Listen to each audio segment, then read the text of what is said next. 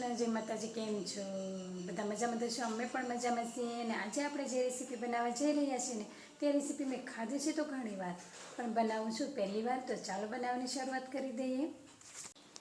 તે રેસીપી બનાવવા માટે મેં અહીંયા એક તપેલી લઈ લીધી છે અને તેમાં એક વાટકી રવો નાખી દીધો છે અને તેની સાથે એક નાની વાટકી દહીં ઉમેર્યું છે.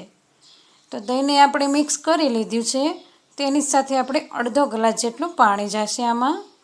તો તમારી પાસે જો મોળી છાશ હોય ને તો તે પણ તમે ઉમેરી શકો છો. તો સરસ રીતે બેટર બનાવી લીધું છે ને થોડી વાર માટે ઢાંકીને રહેવા દીધું છે. થોડી વાર પછી કાપેલી ડુંગળી છે તે ઉમેરી દઈશું.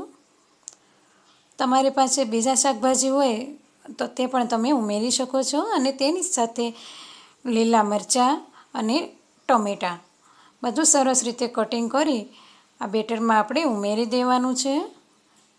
અને ઉપરથી થોડા કાપેલા ધાણા નાખી દઈશું અને થોડા મસાલા નાખી દઈશું.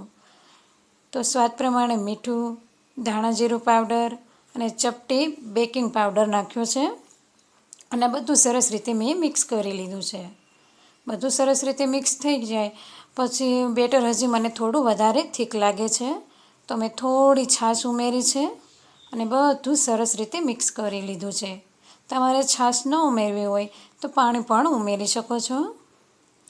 તો બેટર આપણું સરસ રીતે તૈયાર થઈ ગયું છે.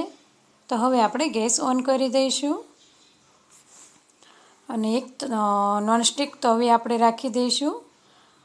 અને તેલને પાણી એક વાટકીમાં મિક્સ કર્યું છે મેં અને કપડાની મદદથી આ તવી ઉપર લગાવી દઈશું.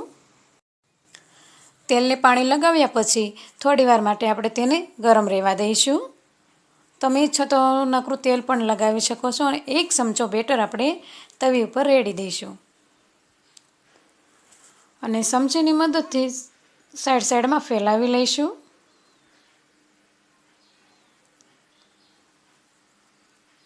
તમને વધારે થીક લાગે તો તમે પતલું કરી શકો છો. તો એક ચમચી છાશ લીધી છે મેં અને ઉપર રેડી દીધી છે અને સરસ રીતે ફેલાવી લીધી છે. આવી રીતના તમે ઉત્તપમ બનાવશો ને તો એકદમ સરસ બનશે. તો ચારે બાજુ કિનારીઓ છૂટવા લાગે એટલે તાવેથાની મદદથી આપણે તેને પલટાવી લઈશું. આવી રીતના ઉત્તપમ બનાવશો ને એટલે પહેલો ઉત્તપમ પણ ખરાબ નહીં થાય એટલો બધો તમે જોઈ શકો છો કેવો સરસ બન્યો છે. તો મેં અહીંયા એક ચમચી તેલ રેડી દીધું છે અને અલટ પલટ કરી સરસ રીતે શેકી લેવાનો છે. આપણે સરસ રીતે શેકાઈ ગયો છે. પણ હા ફ્રેન્ડ્સ, જો તમને મારો વિડીયો પસંદ આવે તો લાઈક, શેર અને સબસ્ક્રાઈબ કરવાનું ભૂલતા નહીં.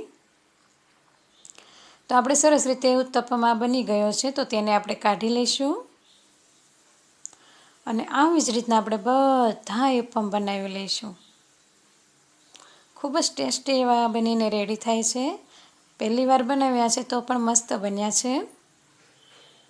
તો મેં અહીંયા બધા ઉત્તપમ તળી લીધા છે.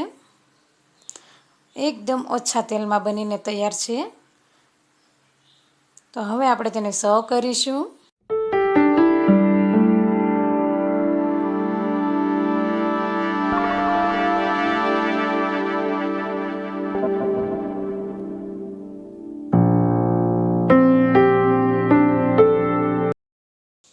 જો વિડીયો પસંદ આવે તો લાઈક, શેર અને સબસ્ક્રાઈબ કરવાનું ભૂલતા નહીં. તો મળીએ હવે નેક્સ્ટ વિડીયોમાં. ત્યાં સુધી આવજો.